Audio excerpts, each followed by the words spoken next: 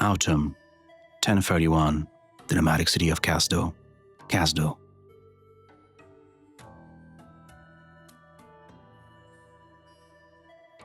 Hey, let me through already. Hey, no shoving.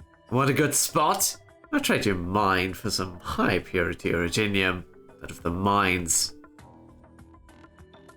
Don't just grab the leaflet out of my hands. Blood's all over you. Stinks. Can't help it when you're breaking into a dead people's houses. Lingones? That's how you read that word, right? Where's Lingones? Gall? Oh, where's Gaul? How the fuck should I know what Gall is? Hey, what's up with the attitude? Shh! Highness and the Royal Court big shots are discussing something in the chamber. Heard it's about reorganizing the city. Have you noticed all the extra guards on the streets recently? So quiet down a bit! Weather's been real stuffy today.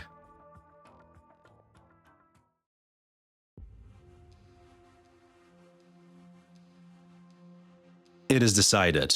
The military commission will replace the war council in assisting the king of Sarkaz Teresa in decision-making related to the Kazdel's military and political affairs. The military commission will be the sole administration of Kazdel, and none will have the authority to issue commands to the Sarkaz in the royal court's name. All present have already received the details of this resolution. To the royal court leaders who still wish to cling to the war council, know that the military commission of Kazdel will become the final bastion of the Sarkaz, our eternal fortress and the usher of the new order. Are there any further questions? Your Highness appears more haggard than you did yesterday. Please, look after your health. No military commission is worth it, if it comes at the cost of your Highness's health. Lakaramalin, thank you. I know how hard you have worked for this day. And I also know how Kazdel today views the banshees of the Khan Valleys. But before I state our position, I encountered a lost envoy of the Liches on my journey here. He entrusted me with a letter for your Highness. That he couldn't even find the road here. Let this be proof of the immense changes Kazdel has undergone. A letter from Lithuanian. If things are going as expected, your Highness's messenger would still not have received any news from the Cyclopes. Rather than waiting for the response from deep in the blizzard, should we not hear how the Liches of Lithuanian answer? You're right. It has been a very long time since the Sarkaz were able to truly unite. Oh? The ornate calligraphy upon the letter turns into silken threads that float above the paper and weave into the shape of a familiar figure.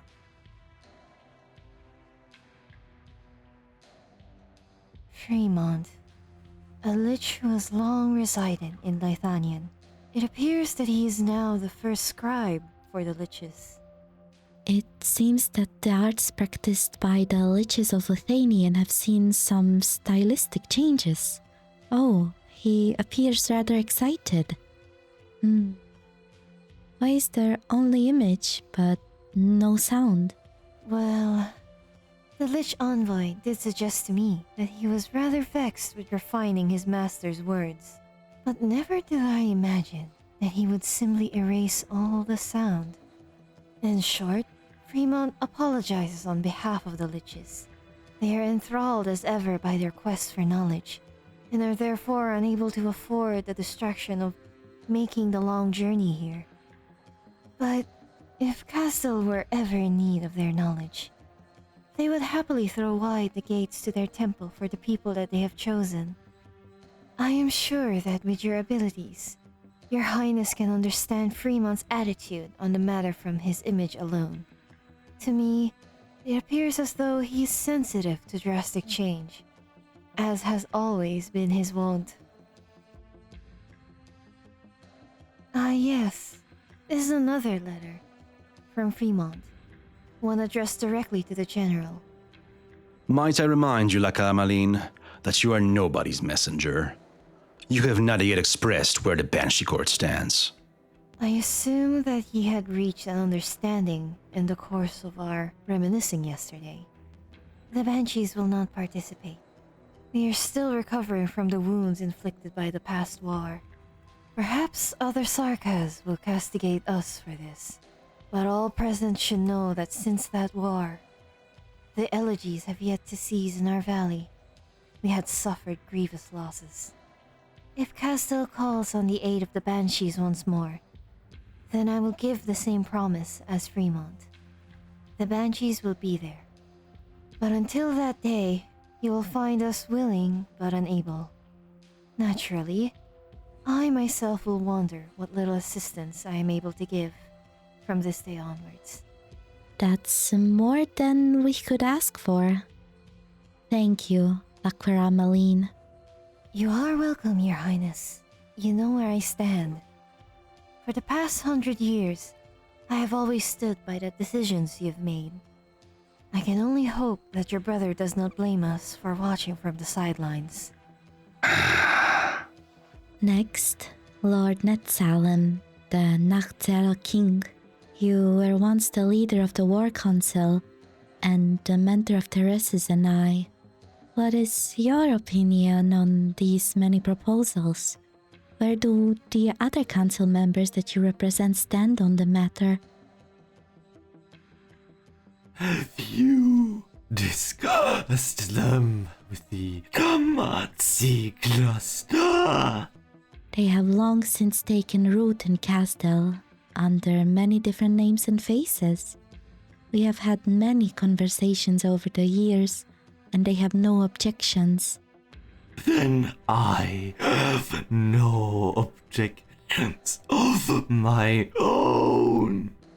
Your Highness needs not to worry about the bureaucratic hurdles, quality imperfections, or enforcement mechanisms. Where I stand is also where the other members of the council stand. We all know what we truly long for. A turnabout, a change, a banner. Go do as you will. We will, Nachtzero King. I promise you that. I trust that this stagnant and dulled war can take on a new form in your hands. I noticed that you have not said a word this entire meeting. Sanguinarch of vampires. To take the War Council and the century of history behind it, and sweep it into the gutter alongside the exalted heroic age and what little triumphs within. Is that the General's decision? It is our decision. Speak your mind, Dukarael. Dukarael lowers his gaze. Theresa's white skirt is mottled with many a blackened bloodstain. The Sanguinar is highly attuned to such matters. He senses the blood of the lowly, the foul stench of fallen descendants, and a marky taint of royal corps members who willingly debase themselves. I thank your highness for purifying the filthy blood that I so abhor in my stead. But never have I needed to hide my requests beyond honeyed words. Such it has been for every king of the past, and so it will be for you. The military commission is merely an attempt to hide Sarkaz's witchcraft and blood behind a more modern, more efficient name. Truth be told, I feel like this is insignificant. More than insignificant. It is simply not necessary. You reject the proposal? On behalf of the vampire court? Dukarael glanced at Theresis, but Theresis remains indifferent to him. Time has left almost no trace on the mixed-blood Sarkaz. He stands steadfast by Theresa's side, the same nameless warrior who stood by the seamstress a century ago. His eyes never fall on the vampire. Not a rejection, no. I'm merely expressing some minor frustrations about this meeting. You are great and powerful. All of you are. How long has it been since so many members of the royal court have gathered here in Kazdel? Not to mention that it was you who defeated that foolish coalition in the prior age and wrestled the future into your own hands, before personally establishing the War Council. And now you wish to personally change this council? Why? Look about you and the other dignitaries in this chamber.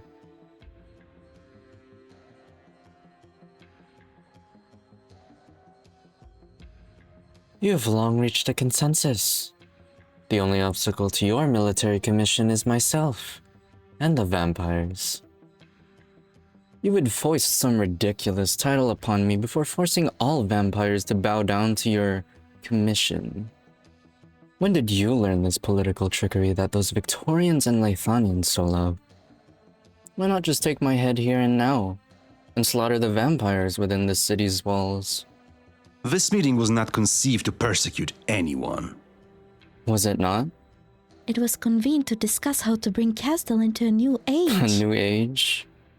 In that so-called Age of the Six Heroes, the songs love to praise, what I saw was bloodthirst and violence.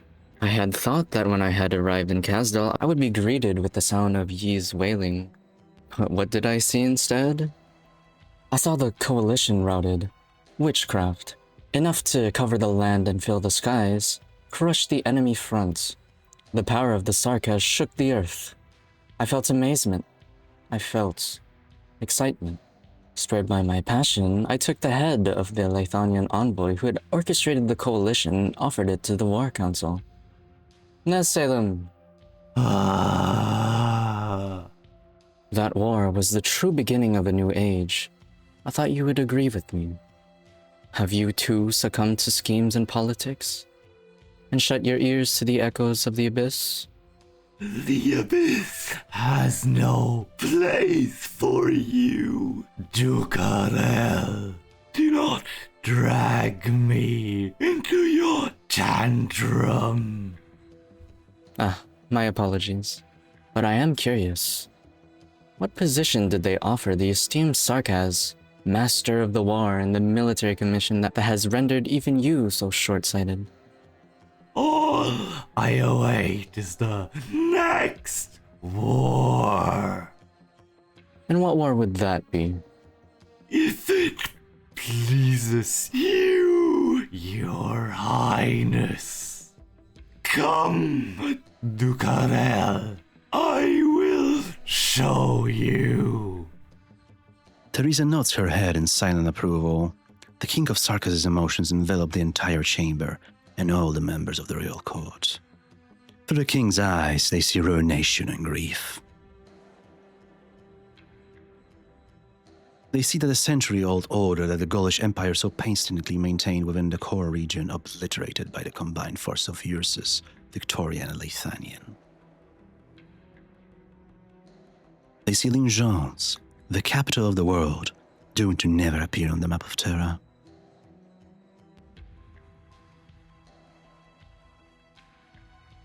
Those present recall the campaign that reduced Kazdel to dust.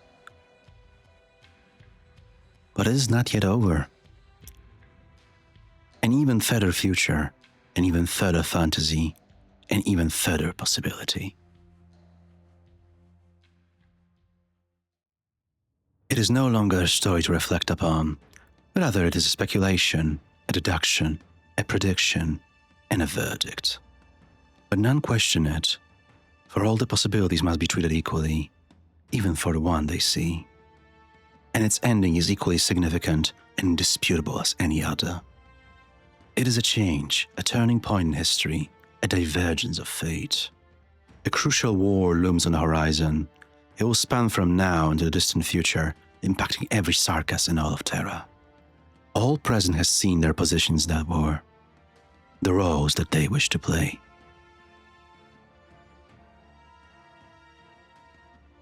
You should understand now, vampire. You should understand what these villains mean. you begun to grow weak and feeble as you lose in the short span of 100 years. You were once a warrior. I cannot deny that. But are you saying that a new and reborn Kazdel requires the royal court to relinquish its former authority? Close, but not quite. The new Kazdel will no longer require the royal court's former authority. It will be more modern, more efficient, Dukarael. How can the Sarkaz speak of unity while you continue to indulge in your noble bloodlines? Will it come from the rule of the royal court? You may still rule over your own court and maintain the power and prestige you hold among Sarkaz, but a vampire court must yield to the military commission. I promise you this, in Theresa's name, when the age that you witness comes, Kazdel will no longer be single dot upon the map. It was once more than just a city, and so it shall be more again. It seems I have spoken out of turn. Please, continue, Your Highness Theresa. The aftermath of the ongoing conflict, enough to reshape current power dynamics, will engulf us all. It may come in 50 years, in 10, or perhaps even tomorrow. Kazdel cannot escape it. The Dynasty and I both saw the visions of the campaign that will destroy Lingoness. High-efficiency command systems made possible by Originium arts, high-speed battleships that can break through front lines, maneuver tactics that can mobilize entire legions. New advancements are applied to the battlefield as we speak. Their capacity for destruction is surpassing our innate instinct rooted in our bloodlines. What worries me more is the fact that we will still find fellow Sarkaz among the countless casualties of war. Gol-employed royal court casters and the liches in the Lifania are killing each other in battle, while a certain Wendigo is spilling blood of his fellow Sarkaz to prove his loyalty to the Runeside Tsar. As for the Sarkaz mercenaries sent to the front lines as arts fodder, they won't even be counted in the nation's casualty statistics. The Sarkaz massacre one another in wars we have no stake in, regarded as disposable goods to be abandoned without care by the leaders of those wars. For the sake of keeping pace with these changes, the Sarkaz must once again gather around the furnace, and if necessary, the power to dominate the war must lie in our hands. Theresa looks to Theresa, waiting for her opinion, but Theresa does not speak, her eyes placid as before. We will plunder the other nations and wrest their most profound secrets from them. We were once the proud Tikas, forced to become the Sarkaz and derided as devils. Because the Outlanders feared us. It is an ancient fear, rooted deep in their hearts. Let us remind them. Let us show all of Terra our history and legend that have been either forgotten or falsified. The Sarkaz are not weak. We do not need others to save us from this fate. On the contrary, we will dictate the fate of Terra, dictate how this land should move forward. The details of our plan have been delivered to all present through our runic arts of the Banshees. Dukarael, do you still hold out? No. Exceptional work, Teresis. Set aside a seat on the military commission for the Crimson Court. It appears that our Nagzera king has not yet grown addled with age. But as to whether or not he could usher in such a grand feast... Warriors need not die in a blaze of glory. That is the vulgarity, only chased by those who seek fame. Oh, I nearly forgot you were here, Lunamayarts. I have made myself abundantly clear from the start, Prince Dukariel. I need only silence observe your enthusiastic attempt at self-expression. How pitiful it is to look upon such a shabby little court. I will cherish your elegies. Then this I promise you. When death comes for you, the Lord of the Banshees will sing you an elegy, delivered to you by the night wind. Set aside your chatter for another time. It seems their Highness still have matters to discuss. The other members of the War Council will wish to know their decisions. Dukarel, Lakalmaglin, and you, Damazi, disguised outside the door with me. The Nazera king nods his head towards Teresa. The other two members of the royal court do not bid the king farewell. They simply follow Nazera king out of the chamber.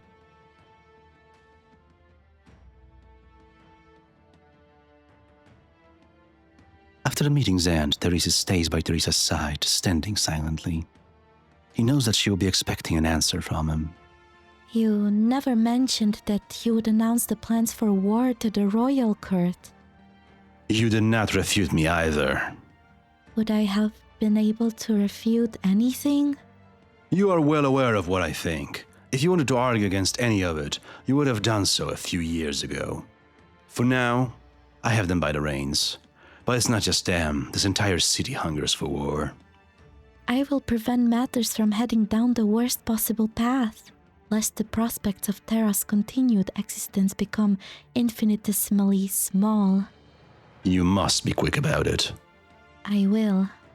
What does Fremon's letter say? As Teresis opens the envelope, the writing vanishes before his eyes, yet the message has already etched itself inedibly into his mind. He has surmised what would transpire during that meeting rather accurately. He has given his opinion on some matters alongside a reminder. Do not place all your coming hopes in one basket.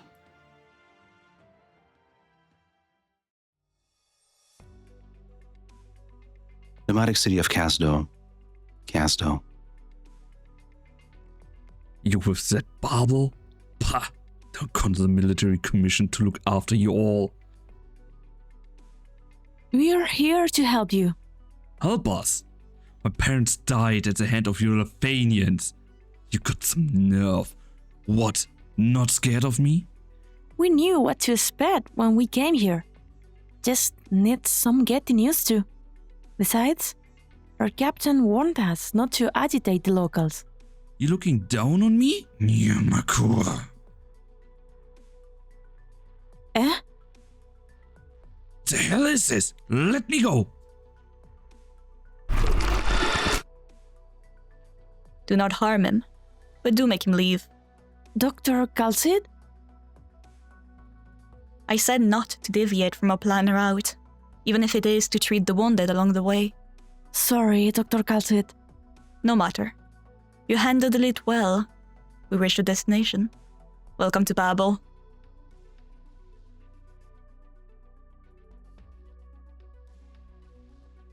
Babel office. Kazdel. Did you manage to retrieve all our stray colleagues? Yes, all is well with them. The construction of Babel's facilities is proceeding smoothly.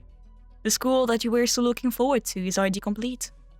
Yet I heard that the unbeatable Dr. Kalsid had not too long ago been turned down. Perhaps even kicked out? I did not foresee such a direct refusal. I'm not surprised at all, to be honest. To many Sarkaz, the invitation of the king is barely worth the paper it's printed on. On the other hand, our connections with Sargon and Rimbiliton have delivered good news. As for Columbia, some scientists have proposed a technology exchange program.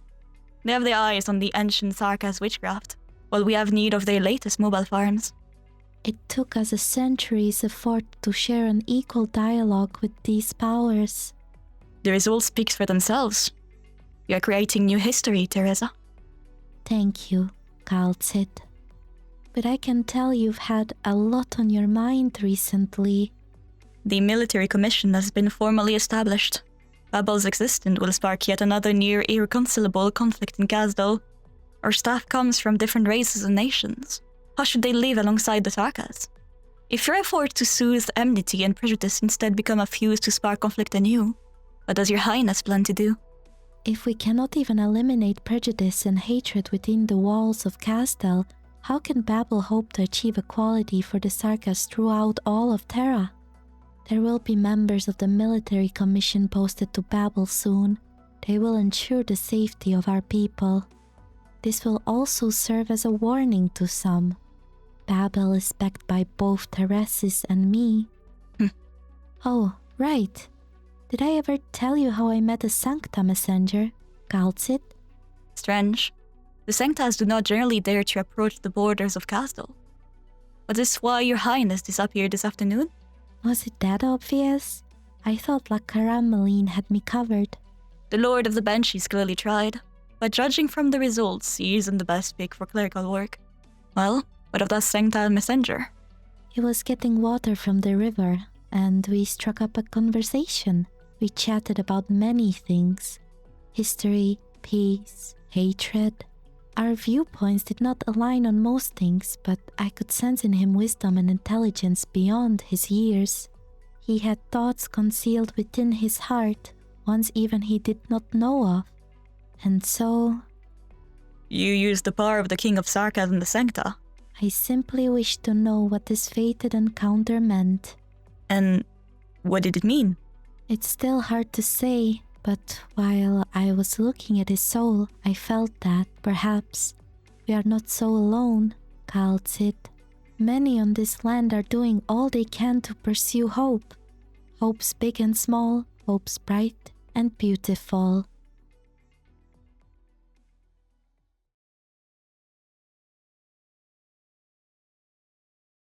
Ugh. That hurt. Are those people nuts or something? Just wanted to get a few nice things for myself. Never even heard of any Babel. He steadies himself against the wall, gasping for air as his vision begins to blur. Fatigue flux his limbs, weighting him down. Through his blurred vision, he sees another in front of him, fallen with the crazed attacker's blades. He knows he will be next. I've refused to die here. It's you or me, you bastards. Out of the way.